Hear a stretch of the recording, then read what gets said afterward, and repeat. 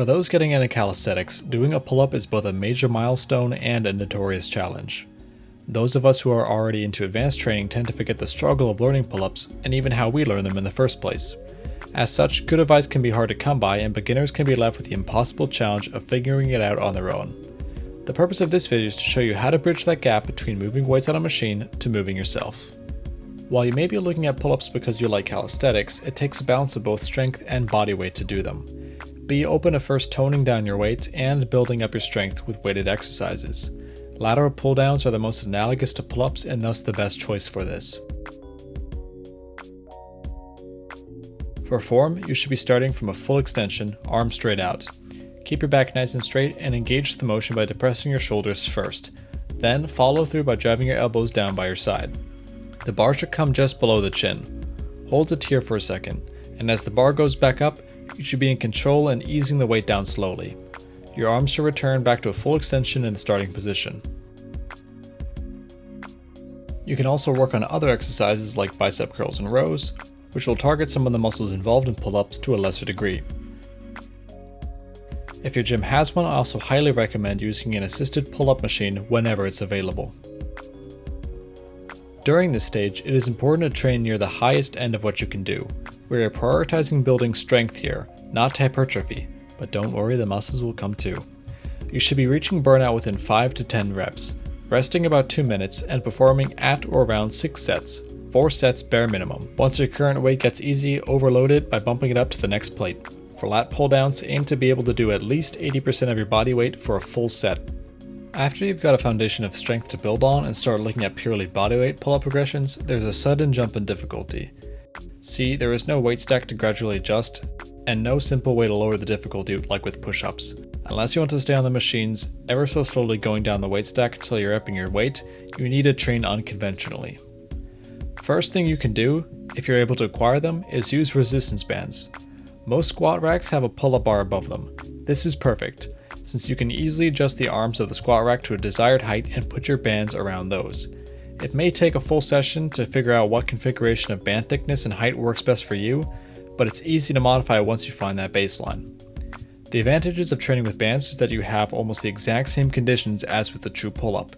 You're not seated, your core is engaged, and you're not just moving a weight stack, you're moving your body. Remember, the closer you can train to what you're trying to accomplish, the better. As I talked about in my video on dips, isometric and eccentric training, otherwise known as holds and negatives, are vital to building strength for any type of exercise. The key to isometrics, and particularly eccentrics, is that they enable you to train your muscles with a weight you can't otherwise lift. In this case, that weight is your body.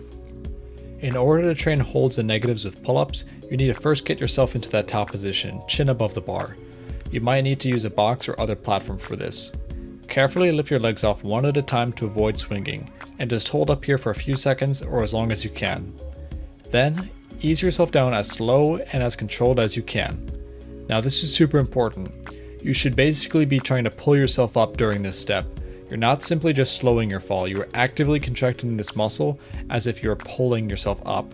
That's just being counteracted by gravity and you're going down. Engaging your muscle like that is what's going to boost your strength the fastest.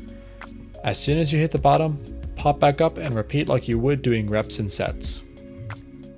Now, as important as they are, don't just train holds and negatives. Train eccentrically with a heavy load alongside training a full range of motion with a lighter load.